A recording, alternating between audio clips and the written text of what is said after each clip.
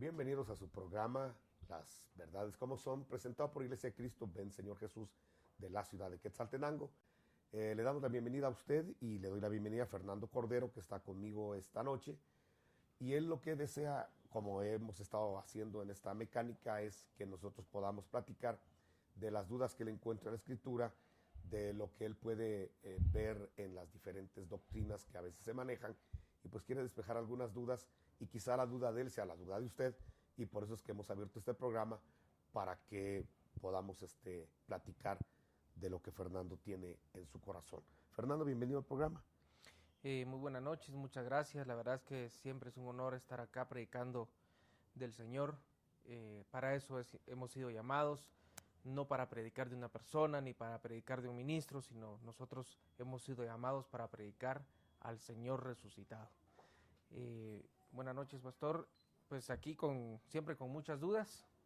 Una de ellas es, quisiera que nos explicaras qué diferencia tiene un ministro a una oveja en sus obligaciones, según la palabra, y también qué diferencia tiene, si tiene alguna diferencia la oveja con el pastor, con respecto a su santidad, con respecto a guardarse, si tiene más que guardarse el ministro que la oveja. Pues en fin, que nos explicara si hay un tipo de diferencia entre la oveja y el ministro con respecto a la santidad. Bueno, qué bueno que tocas el tema de santidad, porque quizá primero deberíamos de definir lo que es santidad, porque lamentablemente nosotros tenemos en el mundo cristiano muchos conceptos que a veces tergiversamos, a veces creemos que estamos haciendo algo bien y quizá no es lo que Dios está pidiendo. Por ejemplo, yo cuando oigo de repente hermanos que creen que la santidad es totalmente reprimirse de placeres, que mientras menos placeres un cristiano tenga, más santo es, pues la verdad que suena un poco extraño, antibíblico, porque eso no es lo que la Escritura nos enseña. Sin embargo, hay mucha gente que piensa que mientras menos placeres tenga en la tierra va a ser mejor, ¿va? Y de esa cuenta tenemos mucha gente que hace sacrificios para Dios creyendo que se está santificando, creyendo que eso es el requerimiento que Dios tiene para su vida, y al final nos damos cuenta que no es lo que la Escritura está demandando. Te puedo poner ejemplos. Yo conozco personas que llegan al extremo de creer que usar loción es pecado, ¿va? Y que si tú no usas un perfume para tu personalidad, pues simplemente, ¿cómo se llama?, estás agradando más a Dios. Conozco gente que cree que si un cristiano no hace deporte de conjunto, pues es más santo porque no tiene espíritu de competencia, y hay muchos argumentos alrededor de esto. Y entonces hay gente que por no hacer deporte cree que está santificándose. Hay gente que, cree que mujeres que si no usan pantalón van a ser más santas, mujeres que si no se pintan, no se arreglan, no se atavían, pues entonces son mujeres más santas que las que sí realmente lo hacen. Y entonces tenemos alrededor de nuestro mundo de vida, de vivencia, de calle, de iglesias, una serie de conceptos donde creemos que mientras más nos apartamos de modas, de deporte, de placeres, vamos a ser más santos. Y la santidad no tiene nada que ver con esto. La santidad es simplemente obedecer a Dios. La santidad radica que tú leas la Escritura y trates de cumplir lo que la Escritura demanda de cada uno de nosotros. Que nosotros tratemos de apartarnos para Dios, porque Dios es santo. Y en ese aspecto entender qué es lo que para Dios es santo y qué es para Dios lo que no es santo, qué es para Dios lo puro y qué es lo impuro. Quizá ahí deberíamos de profundizar más que ver qué es lo que alguien conceptualiza como santidad, incluso qué es pecado y qué no es pecado, ¿va? Jugamos mucho con eso, y creo que la mejor respuesta pues la tiene la Escritura. Para eso nos dejaron 66 libros para que los estudiemos y de ahí podamos extractar lo que realmente es agradable y desagradable a Dios. Ahora, tenemos una crisis en la iglesia cristiana, y la crisis que tenemos es de que mucha gente de que no es cristiana le demanda a los cristianos algo muy fuerte, ¿va? Y le dice, mire, la verdad que yo no quiero ir a su iglesia simplemente porque yo vivo mejor que usted. No voy a su iglesia, pero vivo mejor que usted, me comporto mejor que usted. Entonces, ¿a mí de qué me sirve ir a una iglesia si al final mi calidad de vida incluso es mejor que la suya? O igual, va. Entonces, aquí tenemos una crisis. ¿Cuál es la crisis en la cual ha entrado mucho cristianismo? En que sabemos de la Biblia, conocemos del Dios de la Biblia, incluso vamos entre semana o los fines de semana a la iglesia, pero de lo que dice la Biblia no vivimos mucho. Hay mucho odio, mucha división, mucho rencor, mucha carnalidad, mucha mundanalidad en el cristiano. Entonces, cuando tú le preguntas a una oveja, un cristiano, mira, ¿por qué estás viviendo así? Entonces te dicen de alguna manera relajados, bueno, dice, yo la verdad que como no soy pastor, tengo el derecho de echarme los tragos porque no soy pastor. Si algún día llegara a estar en el púlpito, ahí sí cambiaría todo, ¿va? Porque ya tendría una mayor responsabilidad. Otra gente incluso que ya tiene cierto servicio en la iglesia, para poder tener la libertad de pecar, lo que hace es que ya con los pastores, ¿sabe qué, pastor? Ya no quiero ser más diácono, ya no quiero estar más en el departamento de alabanza, ni de maestro de niños. ¿Por qué? Porque lo que está pensando realmente es que como tiene el puesto de maestro de niños, de diácono, hay una exigencia para él de santidad. Pero si él llega a ser una oveja normal, una oveja que solo asiste y que no enseña y que no sirve en un diaconado, entonces cree que tiene todo el derecho para poder vivir una vida carnal. Al final no es pastor, al final no es diácono, al final no es maestro. Y ese ha sido el error más grande que han cometido muchas ovejas. ¿Por qué? Porque el pastor, hay que entender, el apóstol, el profeta, también es oveja. Lo único es que le pusieron una campana, pero es una ovejita. El pastor también necesita orar. El pastor también necesita buscar a Dios, también tiene que leer la Escritura. El pastor también tiene una problemática que vencer cada día. El hecho que ya seas un pastor o un apóstol, eso no te da un blindaje como para decir ya nunca más vas a tener problemas. Entonces la tergiversación viene cuando la gente cree que el que está sirviendo tiene un llamado de Dios más fuerte a santidad que el que no lo tiene, y eso es falso. La Biblia no le dice sed santos como yo soy santo solo a los ministros. Ese es un llamado general a todas las ovejas, desde luego incluyendo a los ministros. Cuando el Señor le habla al pueblo por medio del apóstol Pedro, sed santos como yo soy santo, no está haciendo una clasificación, solo los que sirven en un diaconado tienen ese llamado y el que no lo tiene no lo puede relajarse, porque el llamado de santidad no es para él. El llamado de santidad es para todos los que hemos gustado la benignidad del Señor. El llamado a la santidad es de todos los que hemos gustado la sangre preciosa de Cristo Jesús. Y no hay un llamado más al que sirve que al que no sirve. Es el mismo. De hecho, amén, nos piden a todos, Efesios 4:11, que alcancemos la estatura del varón perfecto. Y eso se lo piden tanto al que predica como al que no predica, como al que sirve en un grupo de alabanza, como el que no está sirviendo en esa área. Le están pidiendo lo mismo.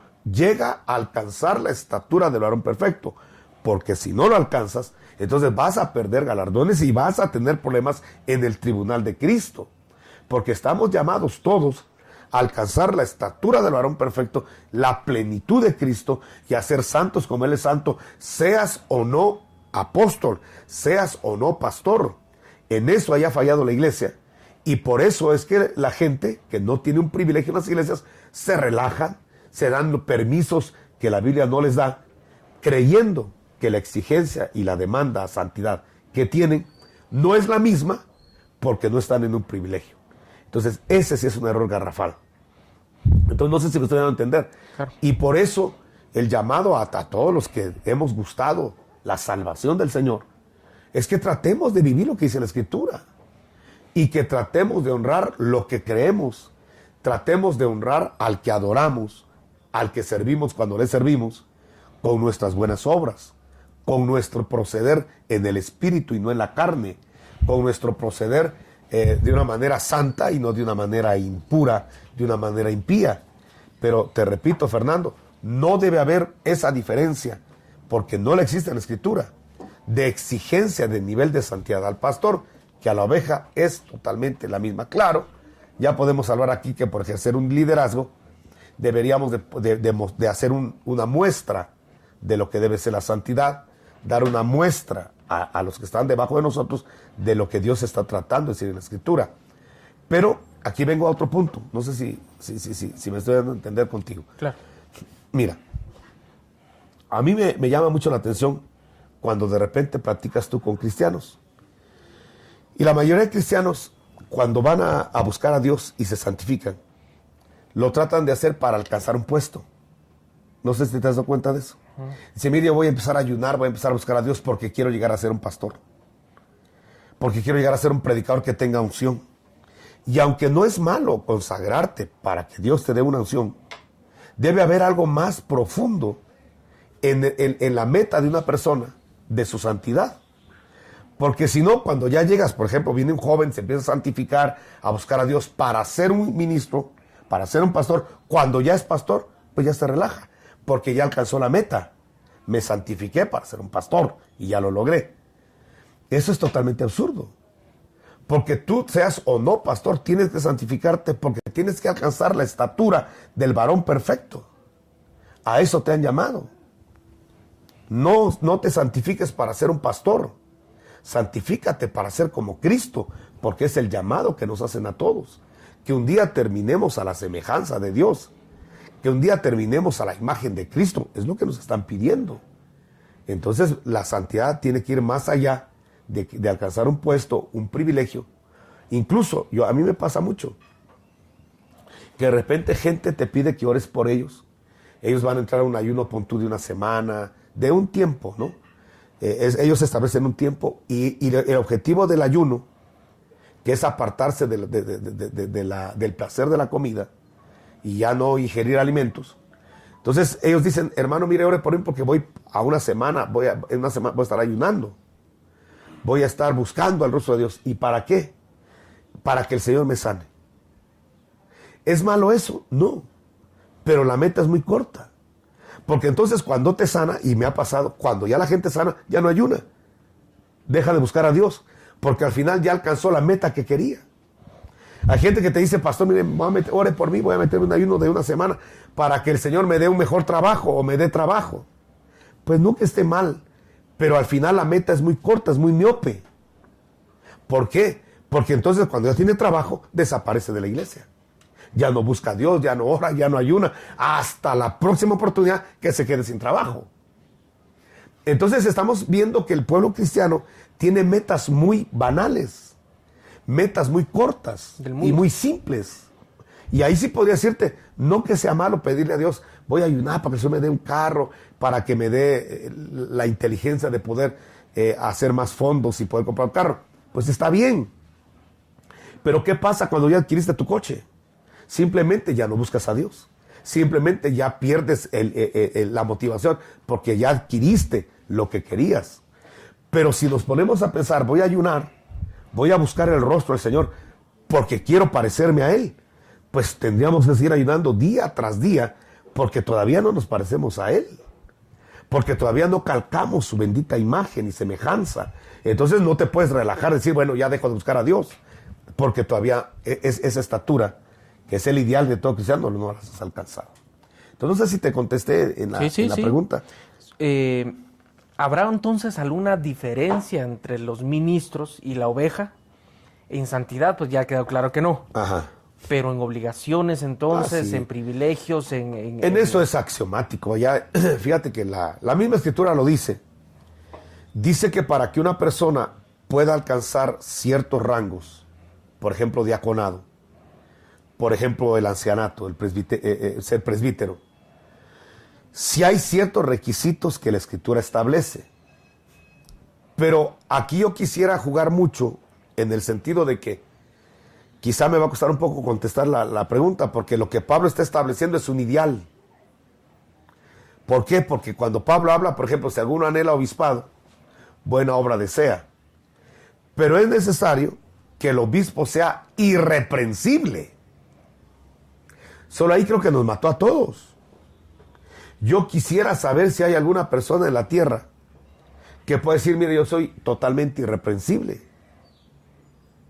yo creo lo que decía un predicador que nos formó a nosotros, decía, miren hermanos, decía, estamos en un proceso para alcanzar la estatura del varón perfecto, pero actualmente, decía él, el que no es gordo es chibolón, diciendo que todos tenemos por lo menos algo en el cual somos todavía reprensibles, que tenemos que cambiar. Claro, nos dieron al Espíritu Santo para hacerlo, pero ¿quién será la persona que cuando hablamos de irreprensibilidad estamos siendo una persona totalmente perfecta? Porque vamos, yo no voy a hacer este juego, ¿va? Pero imagínate que pusiéramos al pastor X, empezando conmigo, como lo decía Pablo, y Pablo decía, pues yo soy de todos, soy el pecador número 1. Tú y yo podría decir igual que Pablo, yo también de todos soy el más pecador de todos. Pero si nos pusiéramos a escanear a todos los ministros, les encontraríamos cosas en las cuales todavía son reprensibles. Yo te lo aseguro. Me llama mucho la atención que si no pasamos el primer examen, ¿cómo sería con el resto de los demás requisitos? Pero si tú los lees en Timoteo, todos los requisitos, y yo analizo a los siervos de Dios, desde luego comenzando conmigo, yo te diría, Fernando, todavía no hay un ser humano que llene todos esos requisitos. Entonces, ¿qué hizo el apóstol Pablo? Dejarnos un modelo a alcanzar. Yo así lo entiendo, de otra manera no lo podría entender. Te voy a pasar al Antiguo Testamento y al Nuevo Testamento. ¿Pedro era apóstol, sí o no? Sí. ¿Es legítimo? Claro. ¿Y tenía cosas reprensibles? Sí. Y entonces él no entra en la lista de Pablo. Te voy a decir cosas reprensibles que tenía Pedro. Era racista. A Pedro le costó mucho que Dios le arrancara el racismo. Y ahí era reprensible. Sin embargo, Dios lo usa para que le predique a los gentiles en la casa de Cornelio y que a la mitad del mensaje el Espíritu Santo se derrame, hablen en otras lenguas, los bautice. Pero el que está llegando a predicar ahí no es un hombre irreprensible, pero ya es apóstol. Todavía tiene cosas reprensibles. Bueno, otra. Incluso el mismo Pablo le llamó la atención, eso está en Gálatas, le llamó la atención porque él, siendo judío, vivía como gentil cuando no habían judíos. Media vez habían judíos, entonces ya hipócritamente vivía como que fuera un judío. Entonces Pablo lo reprendió públicamente por la hipocresía. Entonces, eso lo dice Pablo. Entonces Pedro, tú me dices que es un legítimo apóstol, ya funcionaba como apóstol, como predicador, respaldado por Dios, que hasta la sombra de Pedro sanaba enfermos, pero todavía era un hombre reprensible. Vámonos a Pablo. Pablo, el perito arquitecto de la iglesia, el escritor de 13 o 14 epístolas del Nuevo Testamento, el hombre que fundó iglesias. Sin embargo, el hombre, bueno, ni hay que estudiarlo, él mismo lo dice: las cosas que yo aborrezco las hago. No nos dijo que fueron, pero ¿qué aborrecería Pablo que lo hacía? Ahí nos dejó a la imaginación. Ahí nos dejó para que tú y yo especulemos de a qué se habrá referido Pablo, que ya es un legítimo apóstol de Jesucristo, llamado por el Señor, respaldado por el Señor, pero todavía él mismo dice que es reprensible. Él mismo dice: miserable de mí. Él mismo se siente un miserable porque no logra alcanzar los niveles de santidad y reprensibilidad. Hablemos de quién quieres hablar. Hablemos de David. David, un hombre que la Biblia dice que era conforme al corazón de Dios. Sin embargo, David, ay Dios, si alguien hay que reprender por muchas cosas. Incluso Natán lo fue a reprender, ya siendo ungido, ya siendo rey, ya siendo salmista, ya liberando con un arpa demonios de Saúl. Sin embargo, todavía posterior a eso adulteró, posterior a eso asesinó, posteriormente a eso era injusto. Bueno, ¿qué te puedo decir yo? Entonces, ¿es reprensible o no? Es reprensible el hombre, pero ya es rey, ya es ungido. Entonces, para concluirte, mi hermano, si hay un llamado a que los ministros puedan poner un modelo y ejemplo a la iglesia, eso te lo por seguro. Hay un llamado superlativo a los que predicamos la palabra para que podamos dar muestras de cómo se hacen las cosas. Pero Pablo fue muy claro.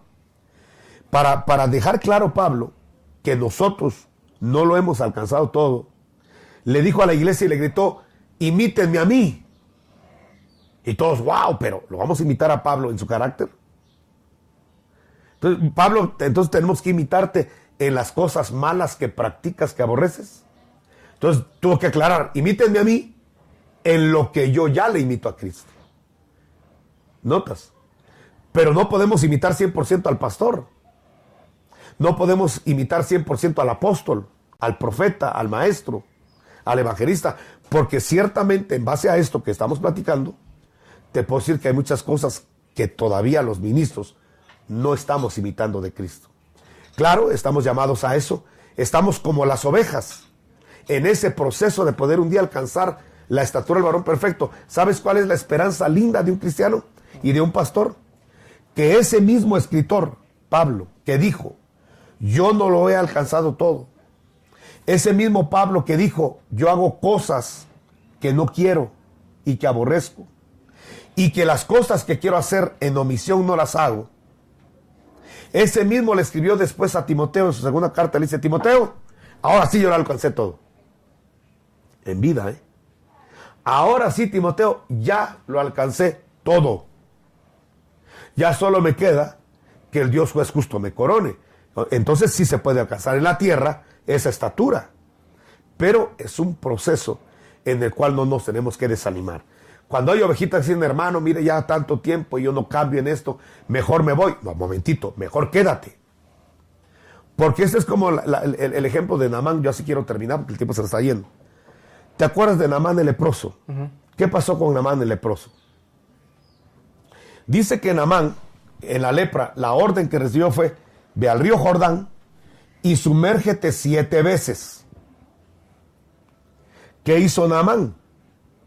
Naamán se sumerge la primera vez, pero cuando sale el hombre leproso del agua fría del Jordán, no salió cambiado, salió igual, solo que ahora era Naamán empapado.